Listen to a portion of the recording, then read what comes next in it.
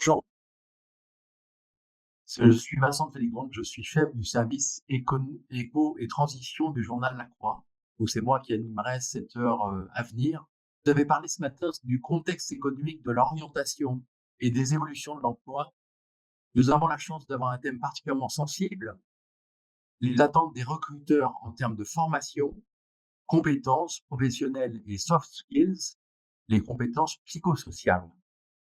Et surtout, nous avons à disposition 3 professionnels des ressources humaines issus de secteurs très divers. Nous verrons si leurs attentes sont très diverses ou si elles se rejoignent. Je les présente rapidement.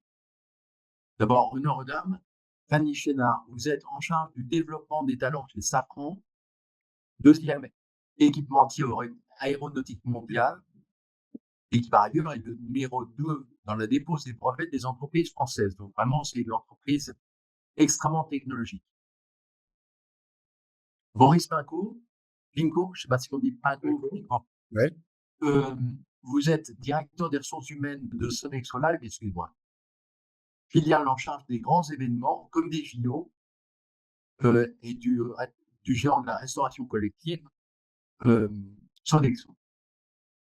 Et Thibaut Rancin, vous êtes directeur des ressources humaines pour le groupe SOS, mais aussi directeur d'un lycée technique et professionnel et d'un centre de formation d'apprentis du groupe.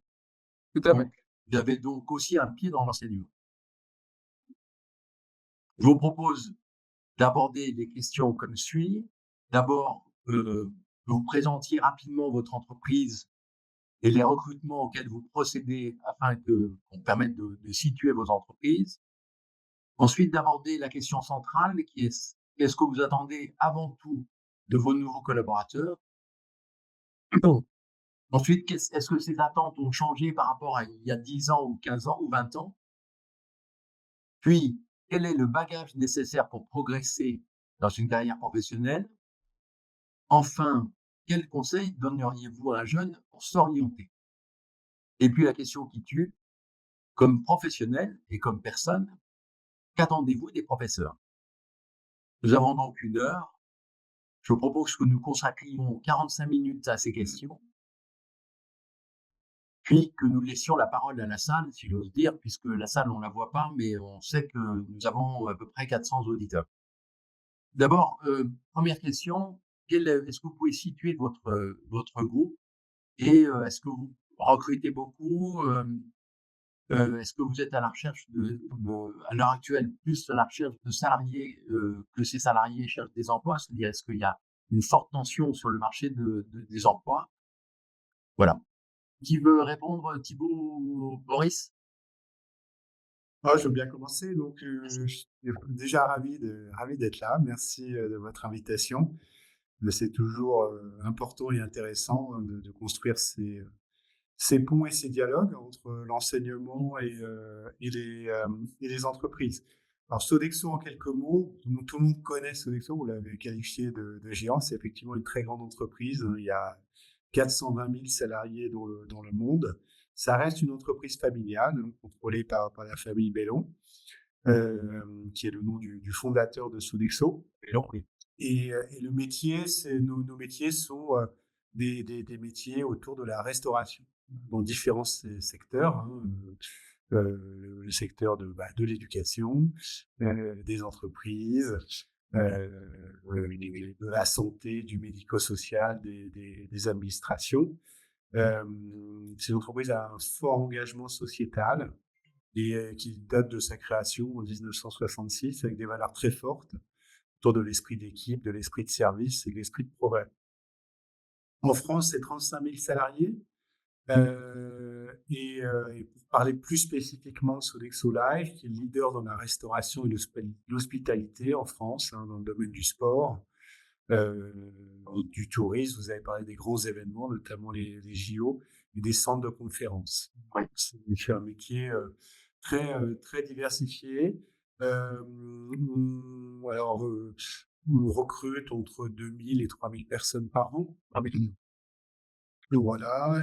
Et en plus, on propose plusieurs milliers d'emplois saisonniers ou liés aux événements. Donc, on est à la fois sur des emplois permanents, mais aussi des emplois qui sont des emplois plus courts, mais qui permettent effectivement de mettre par exemple le pied à l'étrier. On recrute beaucoup de première expérience professionnelle, soit des étudiants, soit des personnes aussi en insertion professionnelle.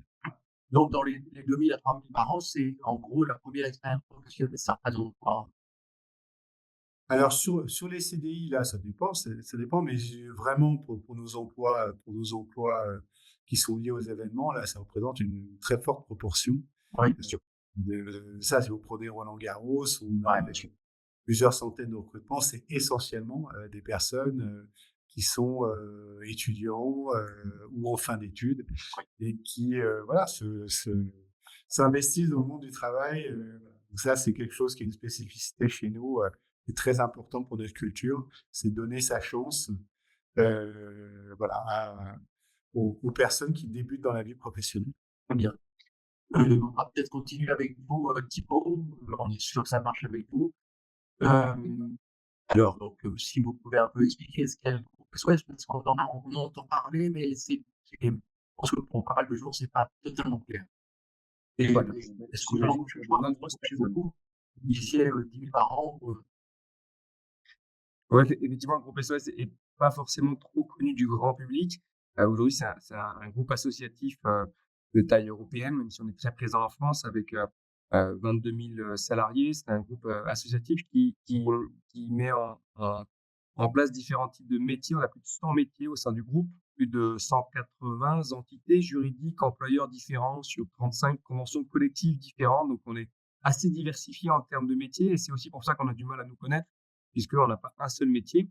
On a un acteur, leader sur le champ de l'action sociale. Donc le groupe SOS gère, une centaine d'EHPAD, une dizaine d'hôpitaux, des crèches, des établissements d'accueil de personnes en fragilité, de santé communautaire, dans le handicap, dans l'hébergement d'urgence. Donc, tout le champ de l'action sociale en France a sa place au sein du groupe SOS. Et en plus, on a un ensemble d'activités d'entreprise, d'insertion en particulier, avec des projets sociétaux engagés sur le champ de la transition écologique, de l'accès au commerce, par exemple, donc avec différentes marques. Donc, le groupe SOS, c'est encore une fois un acteur assez diversifié en termes de métiers, qui est très engagé, socialement, puisque l'ambition du groupe, c'est, que personne n'est inemployable et que du coup, on a des projets d'accès à l'emploi pour des personnes éloignées de l'emploi, quels que soient les profils, jeunes ou moins jeunes. Et donc du coup, on est assez engagé sur ce sujet, avec du coup un modèle économique qui est particulier puisque c'est un groupe associatif, personne n'en est propriétaire. C'est un groupe associatif qui gère, un ensemble de structures juridiques, différentes. d'accord. Oui, donc vous embauchez beaucoup. Et donc, on embauche beaucoup. Alors, 80 des métiers sont dans les métiers de l'action sociale, donc aide-soignant, éducateur, travailleur social, médecin, heu, et cetera. Et 20 sont un ensemble de métiers très diversifiés, du consultant en expert en immobilier en fonction des thématiques. On a des métiers très différents. Globalement, on a, 5 000, embauches, on va dire, classiques, CDD, plus ou moins longs et CDI, par an. Et qui masque, effectivement un peu à l'image de mon collègue de chez Sodexo, un ensemble d'activités de court terme, de remplacement ou d'événements, mais en tout cas, pas mal d'activités court terme. En tout cas, sur l'embauche classique, on est plutôt vers 5 000 recrutements par an. D'accord. Et donc là, vraiment, on change complètement de domaine puisque vraiment, on passe à un groupe technologique avec, je suppose, énormément d'ingénieurs. Mmh. Est-ce que vous pouvez présenter succinctement Safran et puis, combien vous embauchez de personnes par an, à quel niveau? Oui, bonjour à tous. Donc, Safran, juste pour présenter rapidement, donc on est 3e acteur aéronautique mondial, hors avionneur, bien entendu. Donc, on a 92 000 collaborateurs dans environ une trentaine de pays et nous sommes présents sur 5 domaines d'activité. Donc, tout ce qui est propulsion, moteur d'avion, moteur d'hélicoptère, les équipements, les intérieurs, la défense et l'espace. Donc aujourd'hui, en fait, nous avons plus de 300 métiers différents, donc dans tous les domaines, hein, de la R&D à la production, en passant par la relation client. Si on fait un petit focus sur la R&D, on a plus de 12 000 collaborateurs en recherche et développement et nous sommes un groupe engagé, voilà, déterminé à contribuer, bien entendu, aux enjeux, sociétaux. Donc notre priorité stratégique, c'est l'aviation décarbonée, hein. On travaille sur des moteurs disruptifs, Bien sûr. des équipements allégés, des carburants durables, tout ce qui est aussi, hybridation et électrification. Et nous avons aussi le déploiement d'un plan bas carbone dans tous nos sites, voilà, sur les scopes bâtiments et moyens de production. Peut-être pour revenir sur la partie recherche et développement, donc on dépense à peu près 1,82 milliard d'euros en R&D. Et on a déposé pas mal de brevets, enfin 1300 brevets, on est Donc, numéro 1 brevet européen. vous embauchez surtout des ingénieurs. Alors, pas forcément. En fait, juste en termes de recrutement, donc en 2024, on avait 17 700 recrutements. En France, à peu près 5 000 recrutements, donc on a déjà recruté plus de 2 000 cadres, mais on recrute aussi des opérateurs, des techniciens. Ça va vraiment du bac pro jusqu'au bac +5 ingénieur et également des thésards. D'accord. On va continuer avec vous. Et qu'est-ce que vous attendez à vous au niveau de la collaborateur? C'est quoi? C'est un bon niveau d'études, une bonne formation spécialisée, de Alors, l'expérience, un alors, savoir-être, un potentiel? C'est quoi? Qu'une boîte comme Safran attend? alors nous, en fait, on a beaucoup de métiers différents, hein. C'est-à-dire qu'on a des fonctions support, de la finance, de la RH, donc ça dépend des métiers.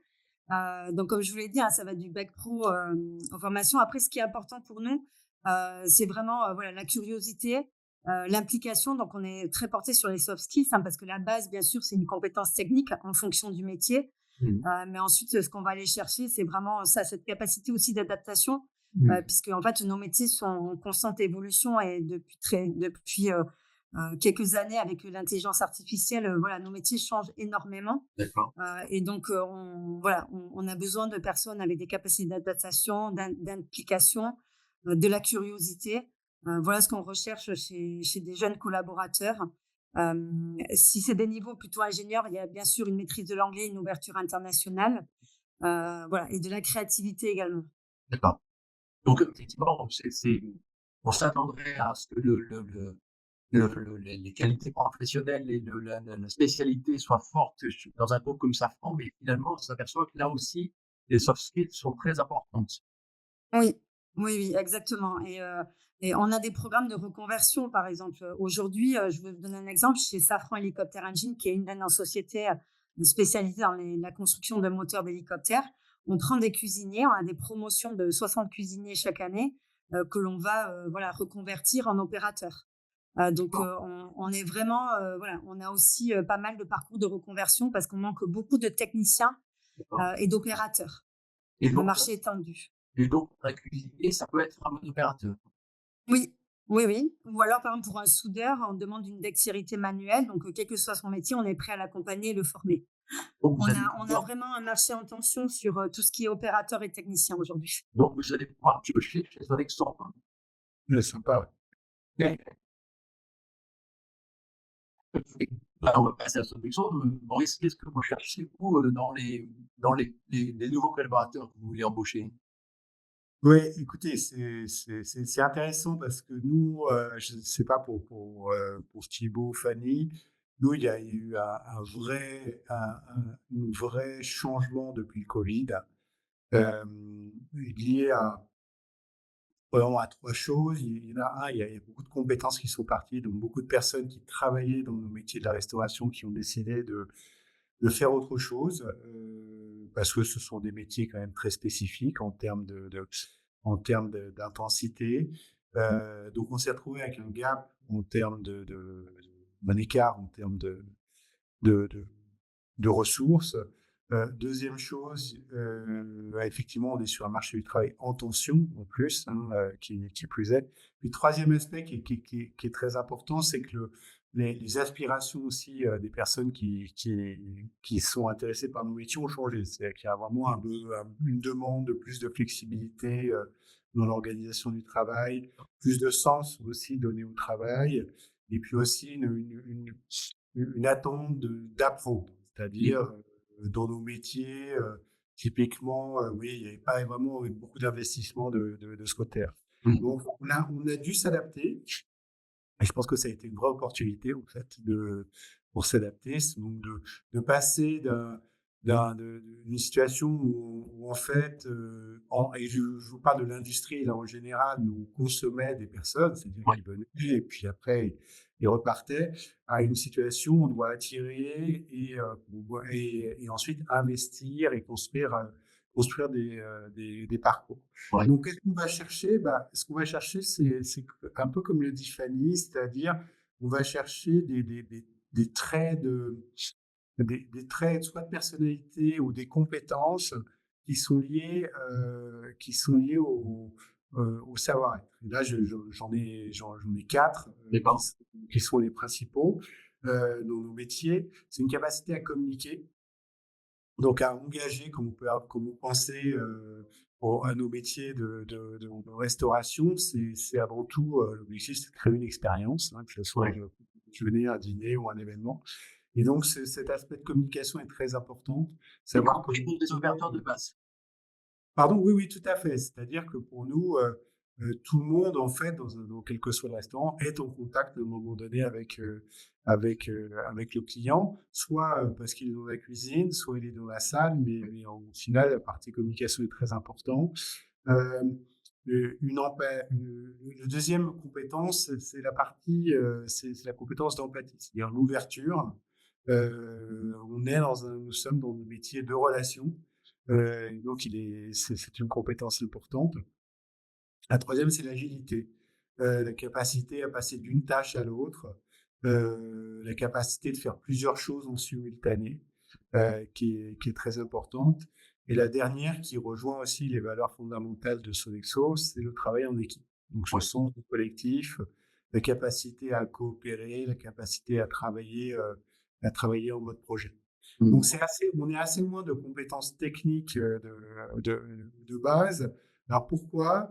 Parce qu'on a aussi construit des parcours qui nous permettent de former techniquement les personnes, mais on s'aperçoit que ce n'est pas assez.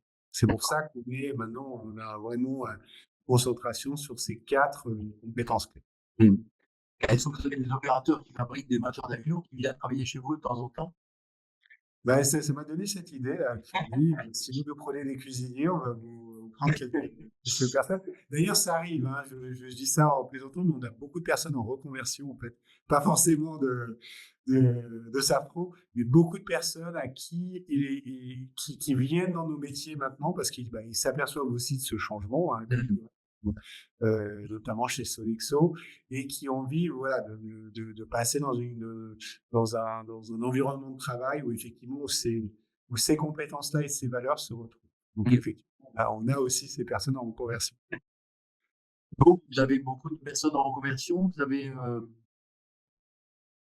Vous m'avez demandé à moi, j'ai pas bien compris, hein. Vincent? excusez-moi, j'ai un problème de micro. Vous avez beaucoup de personnes en reconversion et qu'est-ce que vous attendez des collaborateurs qui viennent travailler au groupe SOS? Avant tout. Oui, alors des personnes en reconversion, on en a après un peu, à l'image de mes collègues, on a tellement de métiers que ça dépend des métiers qui sont plus ou moins, soit attractifs, soit faciles d'accès en reconversion.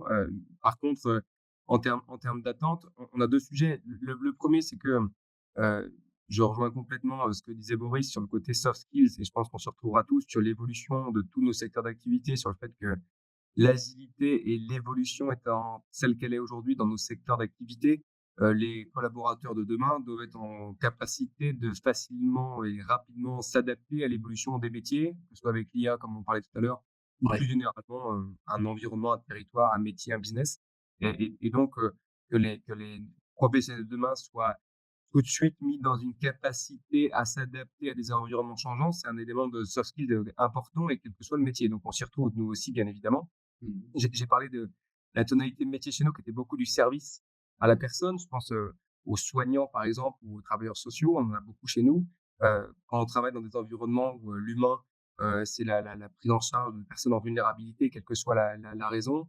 Quand on a de l'absentéisme ou des métiers en tension comme mes collègues, ça veut dire on travaille dans des environnements parfois dégradés. Il faut se concentrer non pas sur la tâche qu'on est censé faire, mais sur la mission qu'on est censé, accomplir collectivement et donc que les professionnels soient en capacité de pas se concentrer sur la tâche, mais bien se concentrer sur l'objectif et la mission et donc d'être en capacité d'activer les leviers collectifs, donc la coopération, la communication, la capacité à agir, l'autonomie, la prise de conscience, le droit à l'erreur. C'est un ensemble de sujets de soft skills qui sont effectivement, clés, quels que soient les métiers et sur lesquels je rejoins bien, mes collègues. J'ai un élément particulier chez nous dans le groupe, c'est, on est aussi très dépendant de métiers réglementés puisque du coup, on est un acteur privés non lucratifs sur des champs d'activité qui sont pour certaines missions de la délégation de service public ou de l'intérêt général. Et donc, par exemple, on ne peut pas être infirmier sans avoir un diplôme d'État d'infirmier. Et donc, qu'on soit dans une clinique privée, dans un hôpital associatif privé ou dans un hôpital public, c'est le même diplôme d'État d'infirmier en France, par exemple. Donc, du coup, on a ces enjeux de métiers réglementés et en même temps de culture organisationnelle plus entrepreneuriale. Et donc, nous, on va pousser pour l'innovation, pousser pour le pouvoir d'agir et le fait de trouver des solutions de terrain pour innover. Donc, concrètement, nos attentes envers un nouveau collaborateur, c'est effectivement moins des tâches et de l'expérience sur des tâches que des soft skills et une capacité à apprendre, une curiosité, un sens général et une envie de collaborer et de travailler en entreprise. On parle souvent des jeunes générations qui veulent plus forcément ou moins s'engager en entreprise, la pression sur les freelances, l'auto-entreprise, la startup nation. Globalement, évidemment, quand on recrute, on va chercher des gens qui ont en fait cette envie de s'engager dans un collectif, quelle que soit la taille du collectif, de dire finalement, cette recherche de travailler ensemble, pour nous, elle est importante.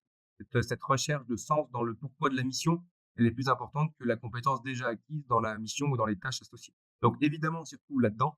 Et donc, ces attentes envers un nouveau collaborateur, qu'ils viennent de reconversion ou qu'ils viennent d'un recrutement classique, font partie de notre ADN de recrutement. Alors, ce qui est pas simple, c'est qu'effectivement, on s'adresse à des professeurs qui doivent aider leurs élèves à s'orienter. Et donc, quand même, s'orienter, ça veut dire faire des études et donc choisir, est-ce que je veux faire des études techniques, donc technicien, ingénieur, ou est-ce que je veux faire des études genre école de commerce, gestion, est-ce que je dois faire d'autres types d'études? Euh, Est-ce qu'il y a des formations, enfin des formations dans lesquelles il y a un manque très important, par exemple, pour vous, Fanny, est-ce qu'on manque d'ingénieurs? Est-ce que on a besoin d'avoir des gens qui sont très bons en maths? Et est-ce que le nouveau bac, de ce point de vue, a pas asséché un peu un peu asséché le vivier d'élèves susceptibles de faire des études d'ingénieur? Oui, alors clairement, côté recherche et développement, voilà, on a des difficultés, à alimenter notre vivier. Donc, moi, j'encourage vraiment les élèves à développer des compétences en ingénierie et en sciences, hein, parce on a beaucoup de difficultés à recruter dans ces métiers-là, notamment des femmes également, puisqu'on a des enjeux de féminisation, et d'internationalisation dans notre groupe. Donc, on encourage énormément, voilà, à développer des compétences, clairement, dans ces domaines, R&D. Je voulais juste peut-être revenir sur ce que disait Thibaut tout à l'heure sur, je notais les métiers réglementés. Nous, clairement, on a aussi beaucoup de réglementation. Et dans le monde aéronautique, en fait, à chaque fois qu'on fait quelque chose, qu'on fait une tâche, il faut une tâche, on doit la tracer. On est innovant, mais on a quand même des produits qui volent et les gens mettent quelque part leur vie entre nos mains. Donc, il faut beaucoup de rigueur. Et ça, c'est important chez nous. Il y a le travail en réseau, l'implication, la flexibilité, mais il y a aussi de la rigueur. Et c'est une vraie soft skill sur laquelle on est assez intransigeant. D'accord. Voilà, Est-ce que pour vous avez reboucler sur ce petit point. Oui, bien sûr. Est-ce qu'il y a d'autres métiers dans lesquels il y a une forte tension et dans lesquels, des jeunes pourraient s'orienter, pour trouver du travail? Alors, au niveau des métiers chez nous, bon, on a vraiment tout type de métier, mais c'est vraiment sur nos techniciens opérateurs. On est en tension sur tout ce qui est technicien opérateur. C'est là où on a plus de mal à recruter. Et donc, on forme beaucoup en interne. On aide aussi nos sous-traitants. Donc, sur ces métiers-là, on est vraiment en tension. Technicien opérateur, c'est quelqu'un qui a quel niveau? Alors, c'est du bac pro. Ça peut être du bac pro et du bac plus 2 pour les techniciens. Opérateur, c'est plutôt bac pro. Technicien, bac plus 2. Voilà. Est-ce que les Oui. gens qui sont passés par des lycées techniques pour faire leur bac pro? Est-ce que Oui, c'est oui, mieux? oui, ils peuvent passer par des. Qu'est-ce qu'on Non, privilégie? non, ils peuvent passer par des lycées techniques. Et après, comme je vous dis, on a aussi en ce moment, et c'est pour ça que je parlais tout à l'heure de reconversion, parce qu'on a quand même, voilà, comme on a peu de candidatures sur ces métiers-là, on reçoit énormément de CV, mais vous voyez, quand on fait 17 000 recrutements par an, Ouais. il faut quand même du volume. Et donc, clairement, sur les métiers techniciens opérateurs, on accompagne et on forme. On est vraiment une entreprise apprenante à Safran. On fait beaucoup de promotion sociale, donc on est capable de prendre une personne en bac pro et la développer jusqu'à devenir ingénieur, puisqu'on Ah oui, accompagne aussi sur des formations diplômantes, ah oui. des formations d'ingénieurs. Et on a des exemples aujourd'hui de cadres sup chez nous qui, alors on n'en a pas énormément, mais on en a quelques-uns qui ont commencé opérateurs à Safran et à qui on a fait passer toutes les étapes parce qu'il y avait une vraie envie, une vraie motivation, une vraie volonté. Ils étaient robustes et donc on les a amenés à des postes de cadres sup.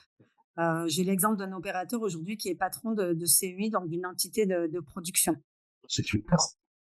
Boris, vous avez ce type de promotion interne aussi. Et dans quel métier un jeune est sûr de trouver du boulot, si j'ose dire?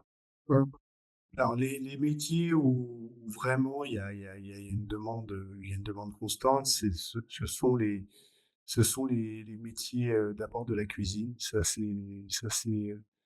c'est un point pour les raisons que j'ai évoquées au départ. Je pense qu'il y a eu une vraie rupture, du fait du Covid. Donc voilà, je pense que ça prendra quelques années à reconstruire des filières, pour, avoir ces métiers qui sont passionnants, mais qui sont aussi très exigeants. Et après, il y a des Et donc, métiers. la formation, c'est quoi? C'est un CAP? Dans les études, là maintenant, au départ, c'était quand même CAP, maintenant c'est plutôt bac pro, hein, pour ça. Pourquoi? Parce que il y a quand même besoin d'avoir un bagage technique, un bagage d'expérience. Et puis c'est aussi les attentes des personnes maintenant. Voilà, on voit les jeunes ont vraiment besoin après le CAP. Je veux savoir pour ceux que je rencontre, leur attente c'est de travailler un peu, mais c'est surtout de continuer à se former. Ça fait vraiment partie aussi de ce changement d'aspiration, c'est voilà, et le faire chez Sodexo, en apprentissage, c'est quelque chose dont on fait énormément. Rien que pour Sodexo Live, on embauche à peu près une centaine d'apprentis par an. Donc c'est quelque chose qui est très, très important. Et donc, il y a plein de façons de travailler tout en apprenant. Après, voilà, c'est très large puisque dans les métiers aussi du service, ces métiers sont très forte évolution, comme je l'ai expliqué, où on passe de je sers à je crée une expérience. Là aussi, ça demande des compétences, notamment en termes de serverless, celle que j'ai évoquée, là aussi, qui nécessite des formations. Alors, l'école ne va pas apprendre directement ces savoirs, mais passer du temps en classe avec des enseignants, faire des stages, faire cet aller-retour entre l'enseignement et l'expérience professionnelle, c'est ça qui bâtit ces soft skills aussi, parce qu'on est exposé professionnellement, mais aussi on réfléchit dans un environnement scolaire. Et après, on commence à avoir, alors on parlait d'ingénieurs, nous aussi, on commence à avoir des métiers très, très techniques.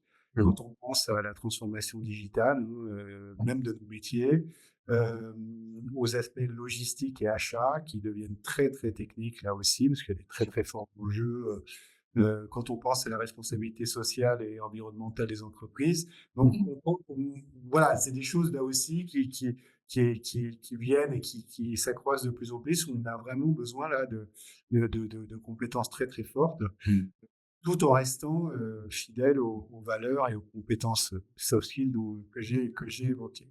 Donc, c'est assez large, en fait. Ouais. Thibaut, de votre côté, les métiers en forte tension et les formations qu'ils mènent?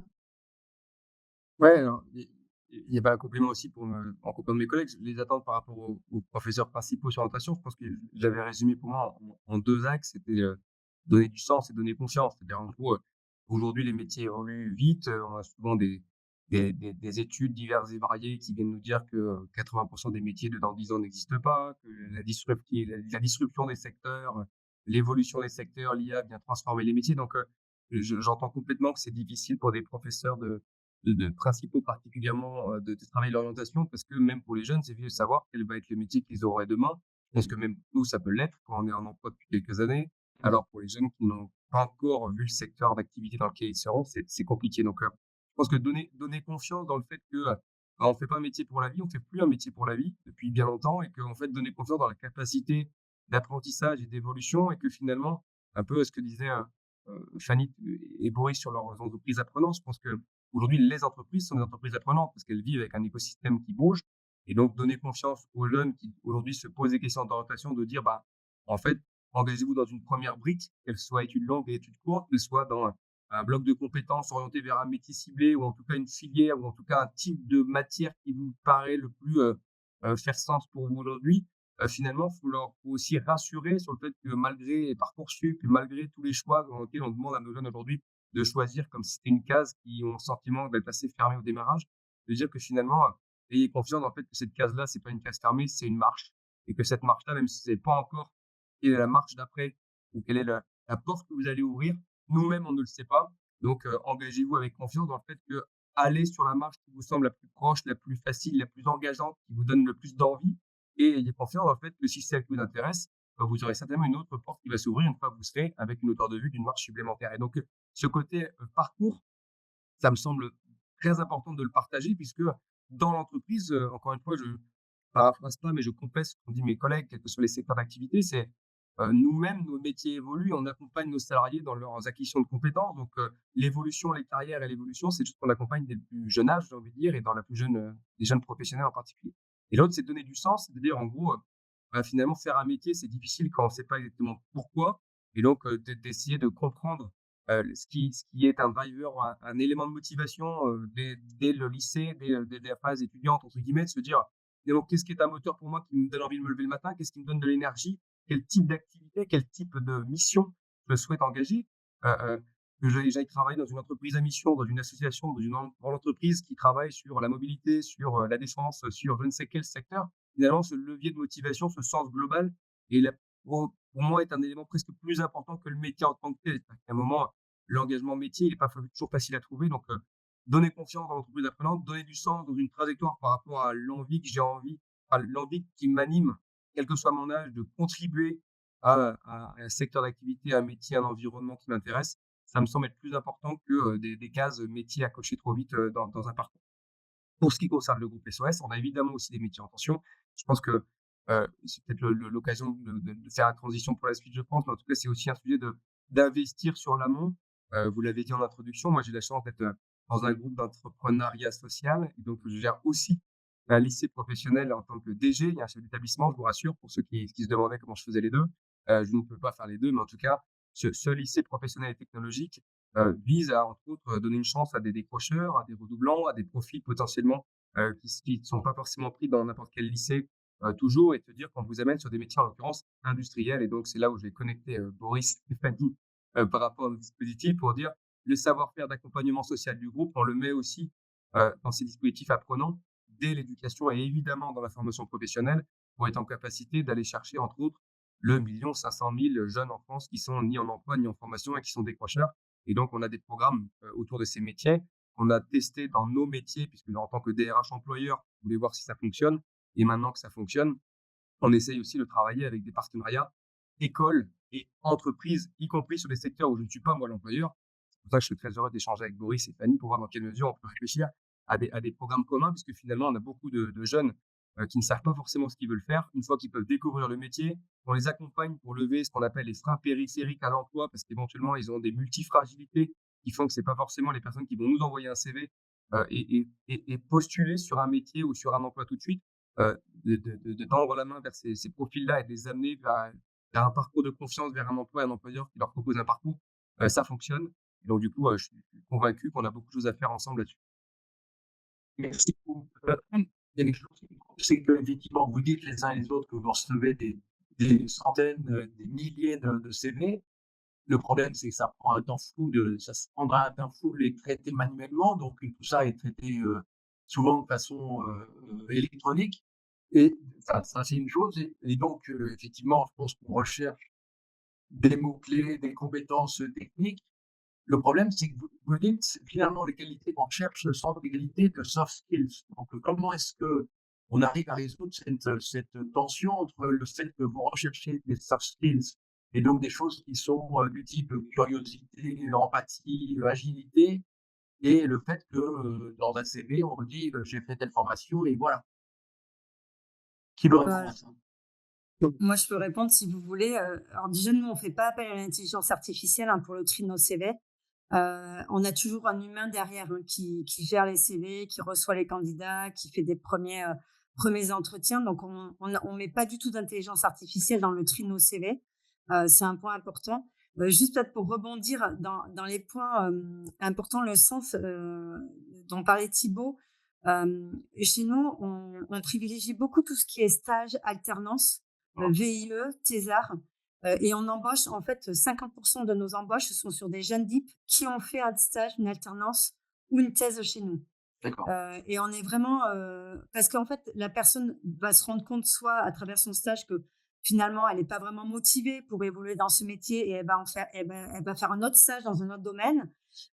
Soit on va sentir qu'il y a une vraie envie et auquel cas, nous, on va l'accompagner et on va la recruter.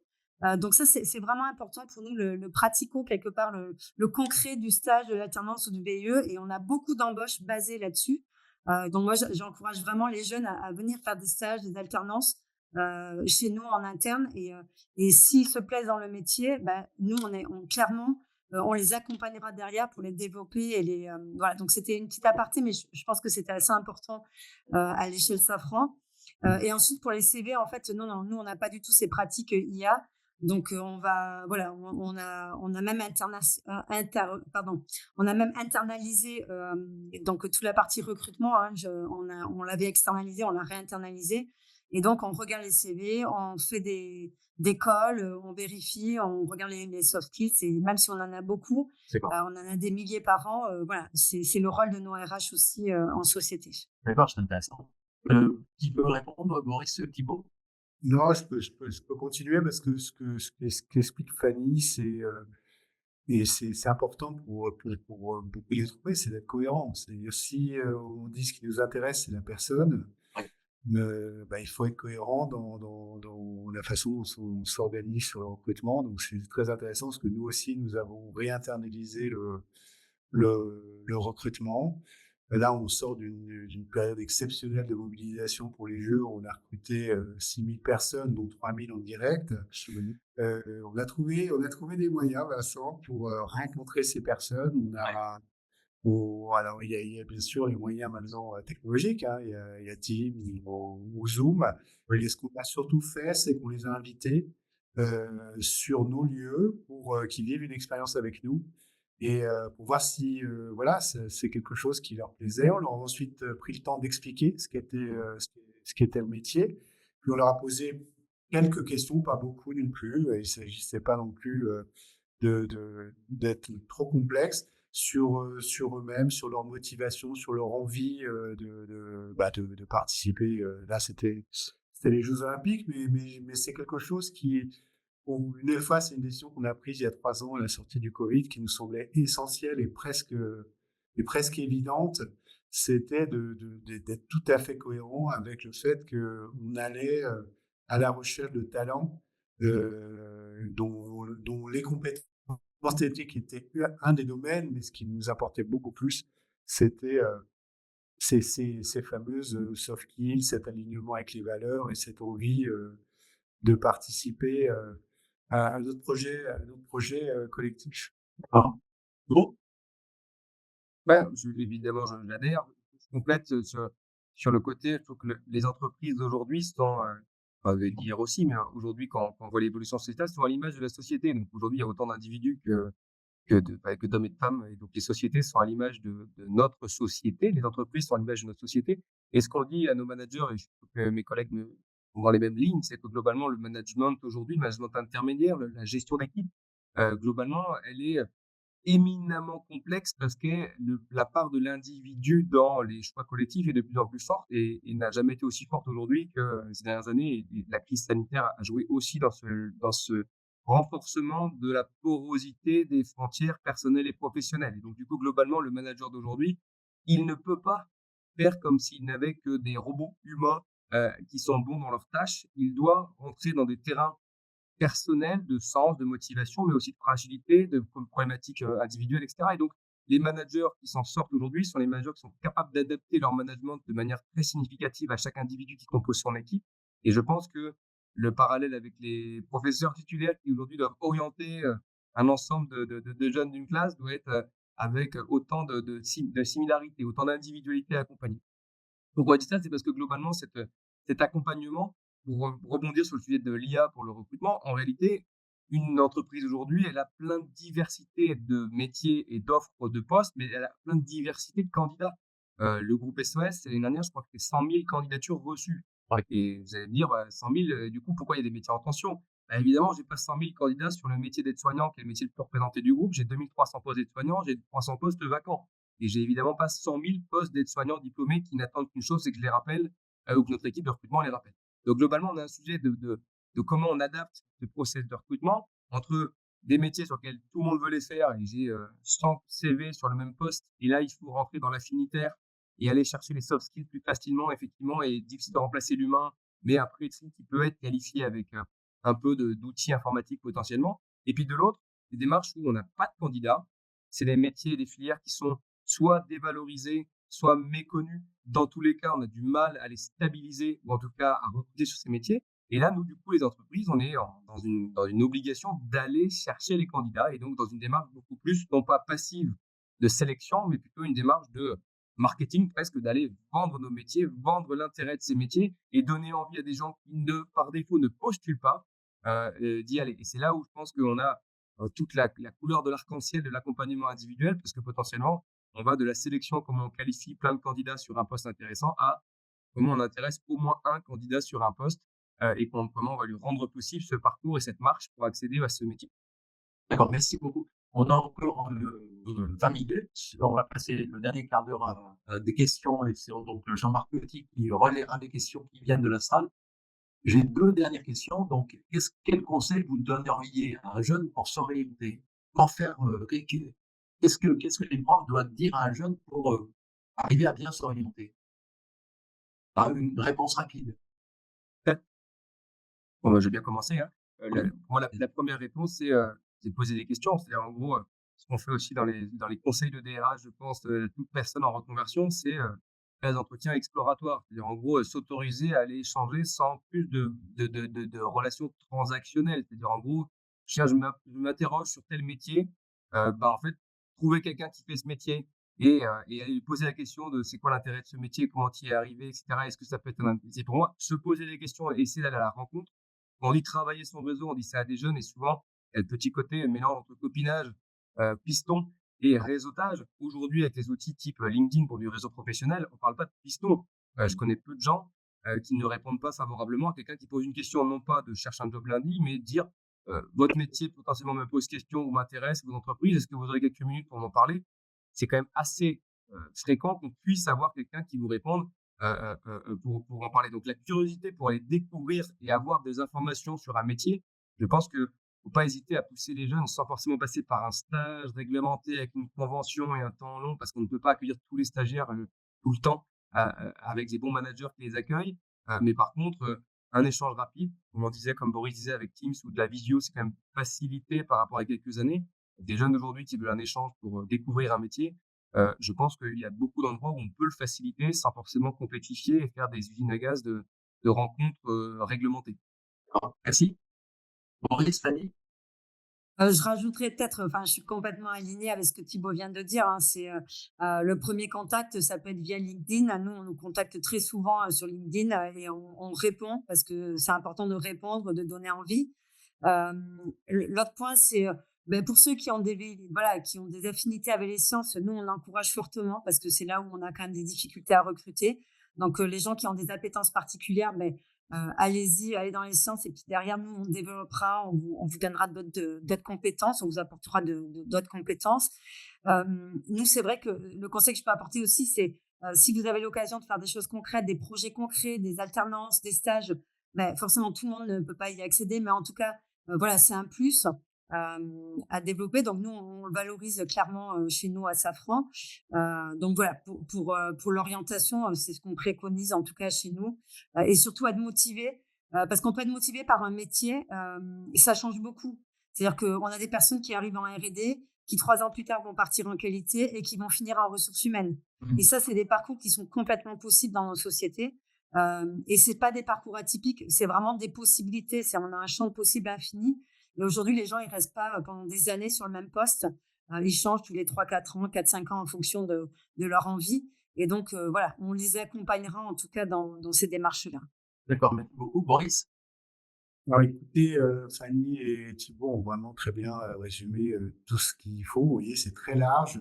Je rajouterais juste un point, c'est d'aider l'élève à se connaître. Oui, Vraiment je pense que sur ça, les professeurs il y a les parents, mais voilà, il y a les amis, il y a la famille, il y a plein, mais je pense qu'un professeur peut vraiment aider parce il a une vision de ses élèves, d'aider et d'encourager l'élève à se connaître. Quelles sont ses forces, quelles sont ses opportunités, dans quel type d'environnement il se sent plus à l'aise, ces environnements, des grands environnements, des grandes entreprises ou des plus petits? Est-ce que ça doit être, est-ce que les environnements compétitifs, il y a des élèves qui adorent et puis il y en a d'autres qui sont paralysés dès qu'il y a un petit peu de compétition? Est-ce que, voilà. Et ça, je pense que l'école, et notamment les professeurs eux-mêmes sont, peuvent beaucoup aider sur ça. Parce que moi, je trouve, et je parle beaucoup un peu des RH, avec beaucoup de salariés à différentes étapes de leur carrière. Et à un moment, il y a toujours un moment dans l'entretien où il y a de l'introspection, quoi. C'est-à-dire où j'en suis, qui suis-je et comment je me connecte à l'entreprise. L'entreprise, comme le dit Fanny, ça évolue beaucoup. Et donc, ça fait que les personnes, à plusieurs moments de leur carrière, doivent se poser cette question, voilà, un peu plus fondamentale. Et donc, pour moi, ce- cette compétence de savoir qui je suis, c'est quelque chose qui, si on la développe tôt, permet effectivement, en plus de tous les conseils qu'ont donné Fanny et Thibault, de bien s'orienter pour la suite. merci beaucoup. Là, on a 2 minutes de retard par rapport à ce qu'on s'était fixé. Bravo pour la concision de vos réponses. Jean-Marc, je vais vous passer la parole pour vous faire le relais de la salle.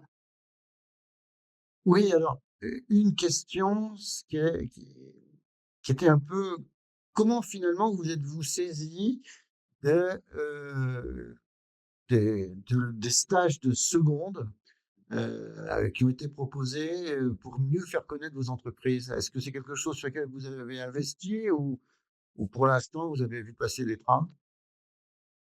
Moi, je peux commencer à Safran. On a énormément investi sur les stages de seconde. On en a reçu énormément.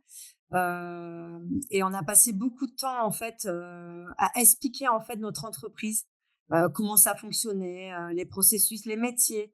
Et je pense que c'était important parce que j'ai reçu aussi des stagiaires de seconde, côté RH, et il y avait énormément de questions finalement sur, mais qu'est-ce que ça veut dire tel métier? À quoi ça correspond concrètement?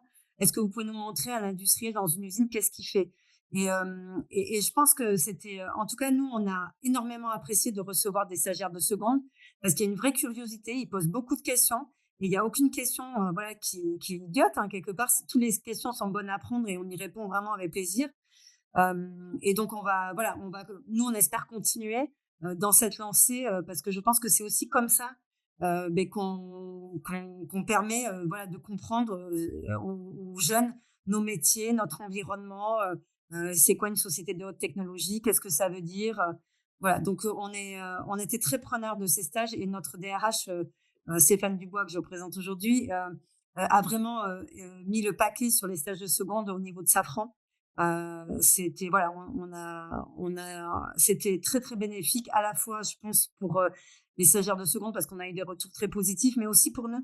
Ça nous permet aussi de voir un petit peu ce qui se passe, sur le terrain aujourd'hui, ces élèves de seconde, qu'est-ce qu'ils ont envie, quelles sont leurs priorités et donc voilà, donc c'était, en tout cas, très positif, au niveau de Safran. Boris? Peut-être.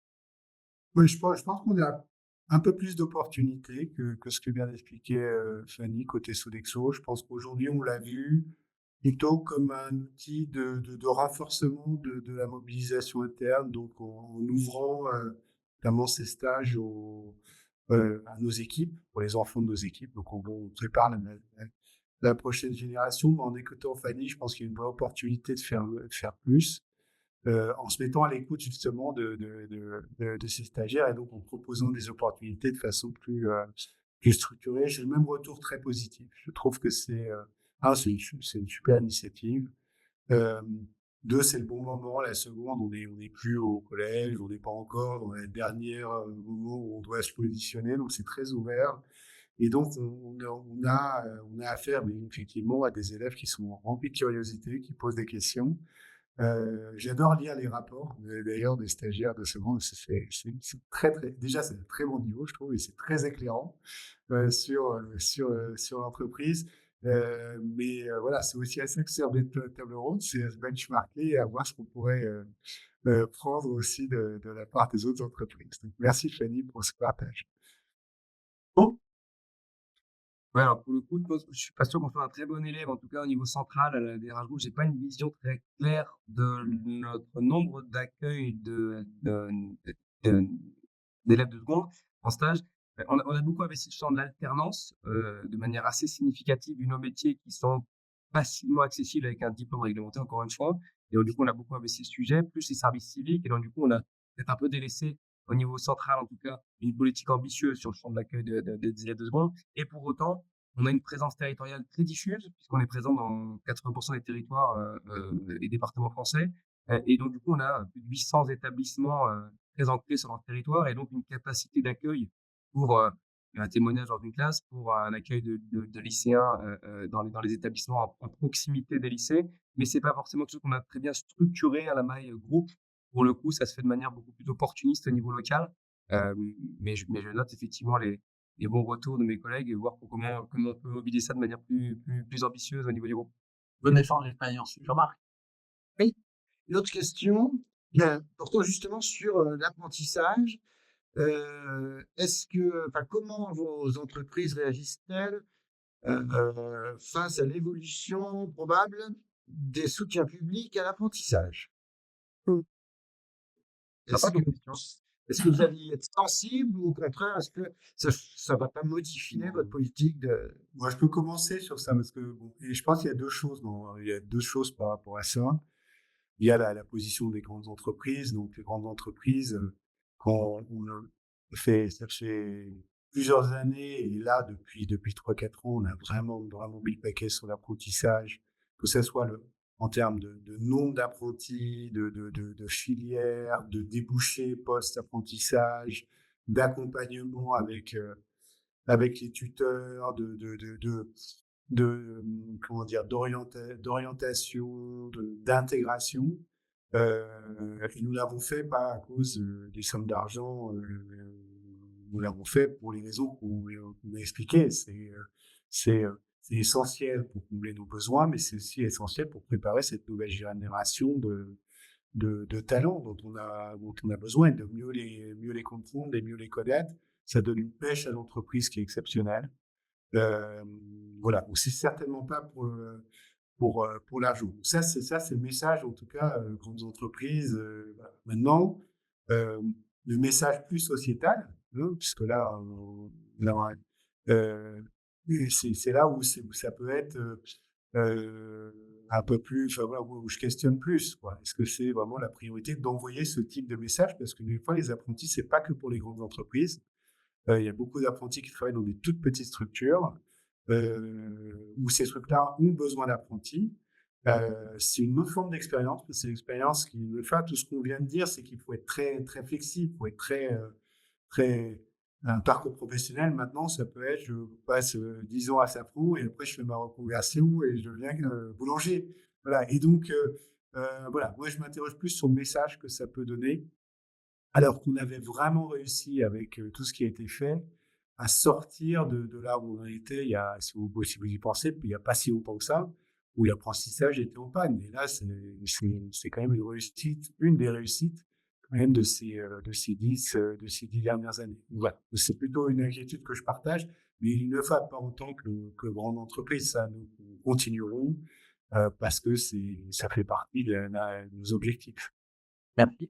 Denis, Ah oui, je peux rebondir, mais enfin, moi, je suis complètement alignée avec ce que Boris vient de dire. C'est-à-dire que, voilà, on n'a pas attendu ça pour avoir des apprentis. Et pour nous, l'apprentissage, c'est vraiment important pour l'orientation de ces jeunes. Et donc, voilà, c'est indépendamment des fonds qu'on reçoit, on continuera sur cette lancée. C'est là où on puise nos viviers, c'est là aussi où ils s'orientent, où ils peuvent changer. où ils peuvent se dire: «Ah ben finalement, c'est pas fait pour moi, il faudrait mieux que je me réoriente vers autre chose». Et comme le disait Boris, sur les petites entreprises, nous, on peut avoir des apprentis et des gens qui ont fait des stages en entreprise dans des PME, qui arrivent chez nous et qui se disent: «Ah ben finalement, j'étais mieux dans la PME parce que c'est plus petit, c'est plus familial, ça me convient davantage par rapport à mes appétences professionnelles». Et donc qui vont repartir dans ces PME. Donc moi, je trouve que l'apprentissage, c'est important pour s'orienter et pour savoir où on veut aller. Et donc, voilà, clairement, on continuera, quoi qu'il arrive, à développer cette partie apprentissage à Safran. Après, bien sûr, voilà, ça change. Le message qu'on donne, voilà, je suis assez partagée pour l'instant. Donc, on verra comment il est reçu.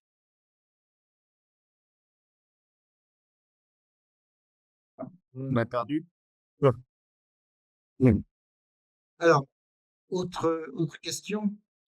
Heu, comment vous avez beaucoup insisté sur, la problématique des soft skills, donc alors, toutes ces ces habiletés douces, comme on dit, c'est-à-dire tout ce qui relève du savoir-être et de la motivation, mais est-ce que finalement, c'est pas l'élément de sélection parmi ceux que vous avez retenus, plus que l'élément, 1er de sélection? C'est-à-dire, en gros, vous commencez peut-être déjà à regarder. Est-ce que vous ne commencez pas à regarder d'abord les diplômes qu'ils ont, et ensuite faites le tri à partir des soft skills?